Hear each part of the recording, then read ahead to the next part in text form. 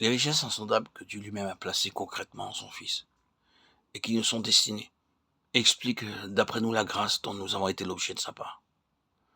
Dans sa grâce, Dieu a cherché à nous faire pénétrer par le biais de la révélation dans cette somme de connaissances que lui seul possède et qui est l'expression intime de sa plénitude, qu'il a fait résider en son Fils, le Seigneur Jésus. Tout est en Christ. Nous estimions sans doute très avancés dans notre connaissance du Seigneur Jésus, et bien placés aussi pour le connaître. Et qu'à force d'étudier, d'écouter, de s'appliquer et de s'astreindre à toutes sortes d'activités du même genre, nous pouvions acquérir une certaine connaissance. Mais d'emblée, l'Écriture nous dit que personne ne connaît le Fils si ce n'est le Père. Matthieu 11, 27. Tout ce que le Fils représente est contenu dans le Père, et lui seul détient cette connaissance.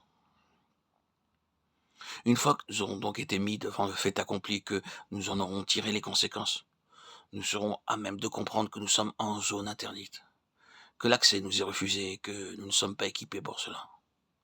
Nous n'avons rien en nous, aucune faculté nous permettant de pénétrer les mystères de cette sphère réservée à Christ.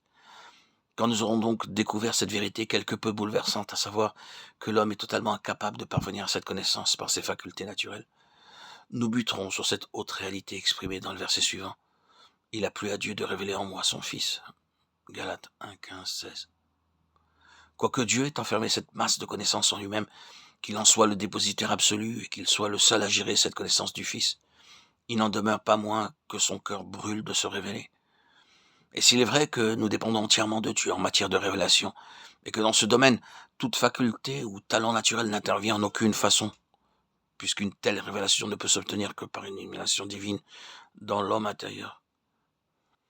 Nous voulons néanmoins vous montrer clairement que tout est par grâce, dès lors que nous renonçons complètement à nous confier dans la sagesse du langage et que nous écartons toute autonomie, confiance en soi, ou dans la chair, ou bien tout progrès ou démarche motivée par l'orgueil. Saül de Tarse aurait pu se faire passer pour un maître en Israël, étant versé dans les Écritures et possédant une certaine dose d'assurance, de confiance et d'autosatisfaction dans sa compréhension et sa connaissance des oracles de Dieu.